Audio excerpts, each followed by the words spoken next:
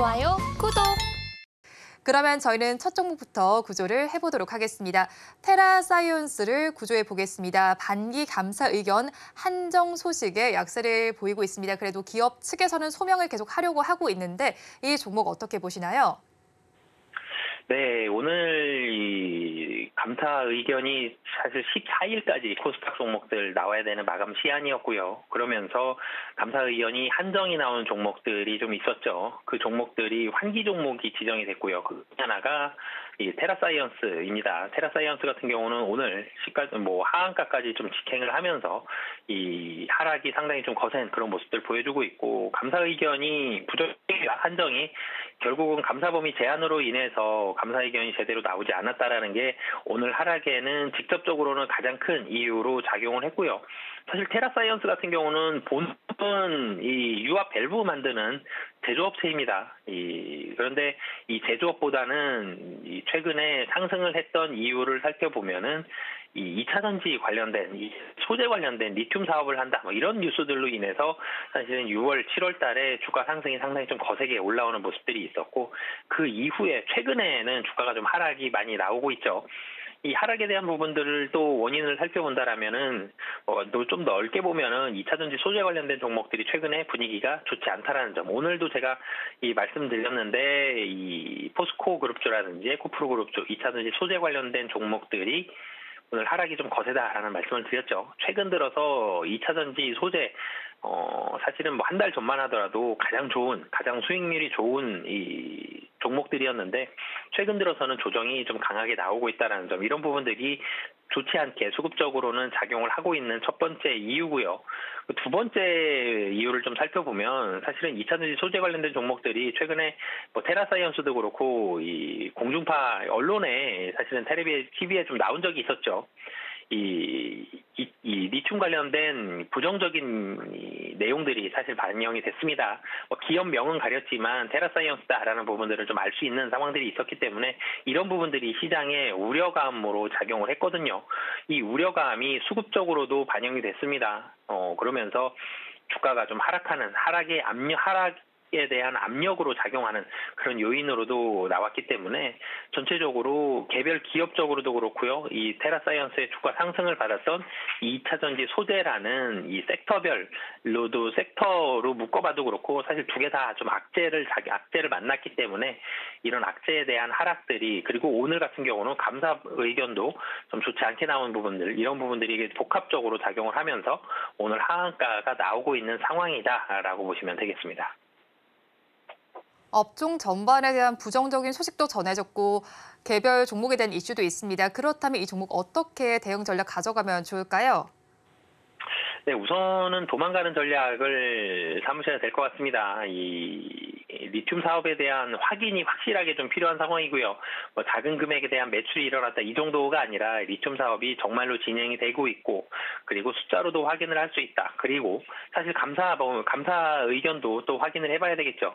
반기는 감사 의견 사실 거절이 나온다 그래도 사실 거래 정지가 바로 되는 그런 부분들이 아니라, 반기는 온기보다는 훨씬 좀 융통성 있게 의견을 주는 경우들이 좀 많이 있습니다. 그렇기 때문에 반기 한정, 사실 옐로 카드를 이미 받은 상황이고요.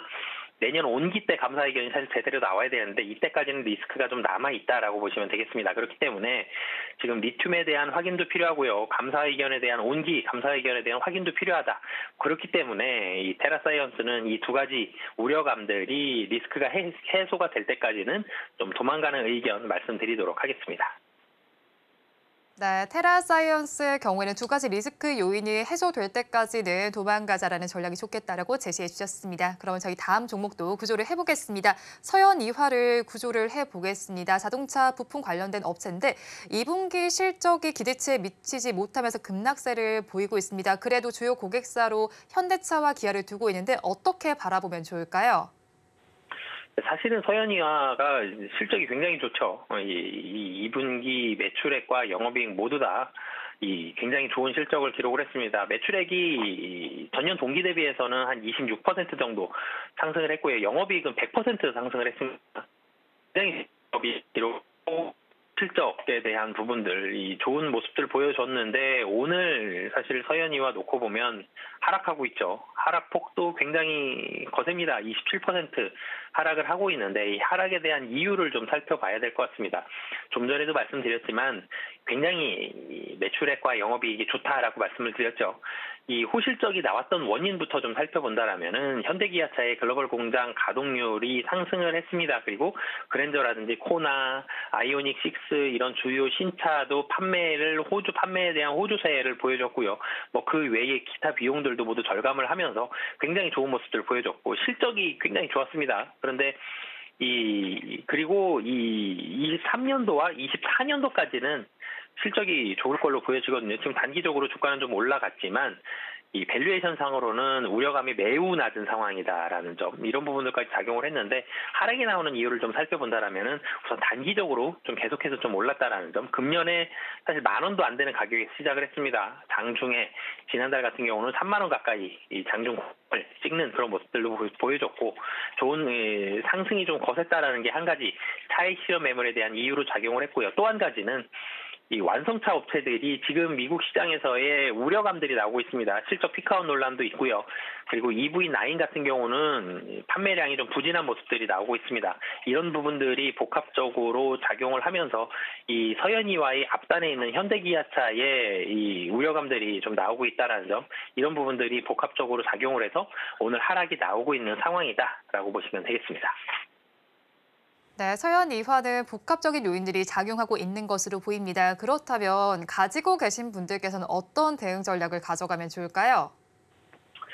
네, 회사가 분명히 좋은 건 맞습니다. 실적 상당히 좀 좋고 24년도까지도 실적이 좋을 가능성이 매우 좀 높다라는 점, 이런 부분들이 있기 때문에 분명히 회사는 매력적이지만 주가가 상당히 좀 하락이 거세고 121선까지도 좀 붕괴가 되는 이런 모습들이 있었기 때문에 우선적으로는 단기적으로는 도망가는 부분들, 이 최근 주가 상승에 따른 이런 차익 실현 매물들까지 좀 있기 때문에 도망가는 전략 말씀을 드리겠고요. 하지만 도망가더라도 금년도 하반기 실적, 내년도까지 바라본다라면 분명히 회사의 본업 자체는 상당히 좀 매력적이다라는 점, 이런 부분들이 있기 때문에 매수 가격은 13,000원, 그리고 손절 가격은 12,000원, 그리고 목표 가격은 17,500원 말씀드리도록 하겠습니다.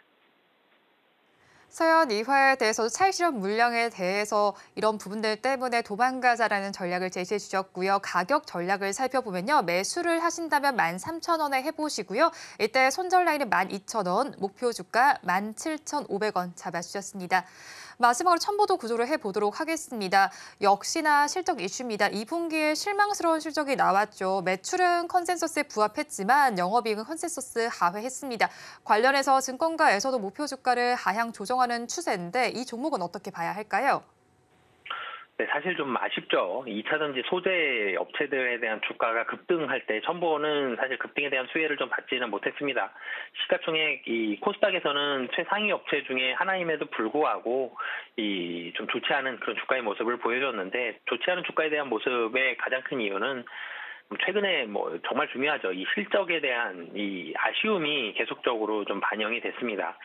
2분기 같은 경우는 피전해질이라 불리는 이 첨보의 주요 매출 중에 하나인 이 피전해질에 대한 수요 회복으로 인해서 매출액은 컨센서스에 부합을 했는데, 그런데 사실 첨보의 기대감을 가지고 있는 이 전자 소재 부문 매출이 전체적으로는 하락을 했고요. 고가 원재료 투입이 늘어나면서 비용이 증가가 됐습니다. 그러면서 이 영업이익이 시장의 컨센서스를 상당히 하회하는, 시장 컨센서스는 20억 원에서 25억 원 정도, 20억 원대를 바라보고 있었는데 실질적으로 기록한 영업이익은 10억 원입니다.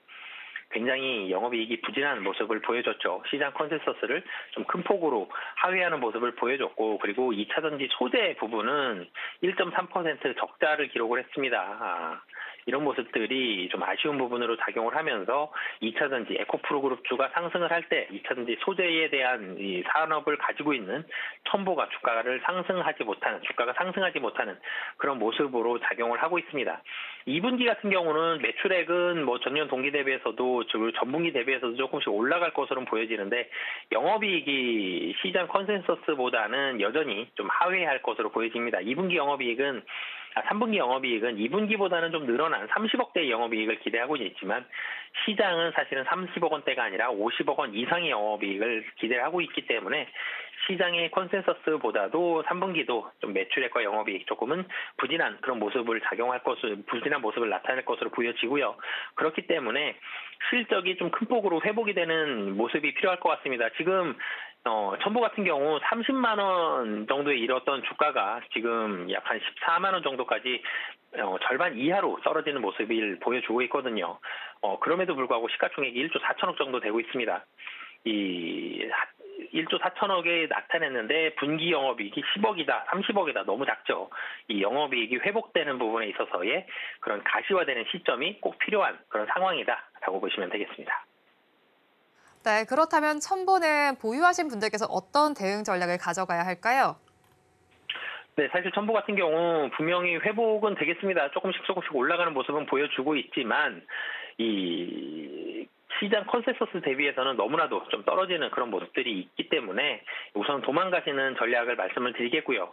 실적 회복에 대한 가시성이 좀 필요합니다. 실적이 확실히 좀 올라가는 모습을 확인하는 작업들이 필요하다라고 보시면 되겠고요. 하지만 주가가 좀 더 많이 하락을 한다라면 지금보다 사실 1조 밑으로 간다라면 첨보는 기술력이나 가능성은 분명히 아직까지는 남아있는 그런 모습들이 있기 때문에 이 10만 원 정도까지 혹시라도 하락을 한다라면 이 정도에서는 매수 가격 잡으시면 되겠고요.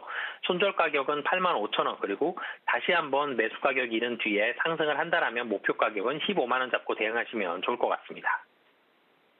네, 첨보에 대해서도 도망가자라는 전략을 제시해 주셨습니다. 그래도 재접근할 때 가격 전략을 살펴주셨는데요. 매수를 하신다면 10만 원대 해보시고요. 이때 손절 라인은 8만 5천 원, 목표 주가는 15만 원 잡아주셨습니다. 그리고 유튜브 댓글창을 통해서 종목 질문 주신 게 있어서 한번 부탁드리도록 하겠습니다. 닥스님께서 질문을 주셨는데요. DR텍 봐주세요라고 질문을 전해주셨습니다. DR텍은 디지털 진단 영상 솔루션 기업인데요. 엑스레이 기기가 미국 FDA에서 허가받았다라는 소식이 전해지기도 했는데 지금 실적 측면이 그다지 긍정적이지를 못한 것 같습니다. 그런 만큼 주가가 급락하고 있는데 어떻게 보시나요?